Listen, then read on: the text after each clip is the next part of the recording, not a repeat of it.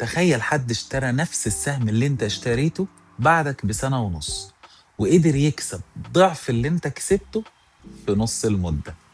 دي مش قصة خيالية، ده اللي حصل معايا بالظبط. ودلوقتي هوريك امتى كان الوقت الصح اللي المفروض نشتري فيه.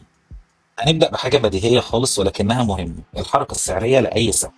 أي سهم في الدنيا هيكون ليه قاع ثم قمة ثم قاع، لو أعلى من القاع الأولاني فده اتجاه صاعد، ثم قمة أعلى من القمة اللي قبلها فده اتجاه صاعد، قاع أعلى قمة أعلى، وهكذا. إمتى يبقى اتجاه هابط؟ لو القاع أقل من القاع والقمة أقل من القمة فهيبدأ يبقى اتجاه هابط. هنبص على المؤشر اي جي اكس 30 هنلاقي ان هو كان فيه قمه قاع قمه قاع قمه، قاع اقل هيكون اتجاه هابط، ثم قمه قمه اعلى من القمه اللي قبلها، فده معناها انه بدا يعكس اتجاهه تاني وبدا يكمل صعود. في هذا الوقت بقى طلعت مصطفى باشا كان فين موقعه من الاعراب؟ اكتوبر 2024 كان السهم هنا في الحته دي، بس قبلها قاع قمه قاع اقل قمه اقل قاع اقل اتجاه هابط. يبقى انا مش هشتري غير لما يعدي الحته دي، غير لما يبدا يكون لي قمه اعلى من القمه دي. في الوقت ده ما عداش القمه دي، فاذا ده مش وقت مناسب للشراء في الحته دي اكتوبر 24.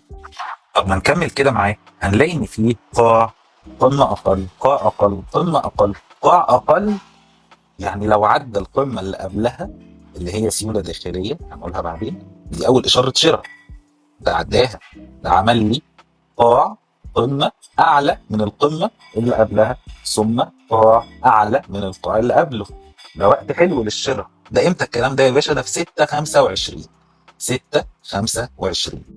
وقتها بقى في 6/25 الاي جي اكس 30 اخباره ايه؟ اتجاه صاعد، قبله قمه قاع قمه اعلى قاع اعلى، واداني اشاره شراء في الحته دي نقولها بعدين، فده وقت مناسب للشراء من السوق.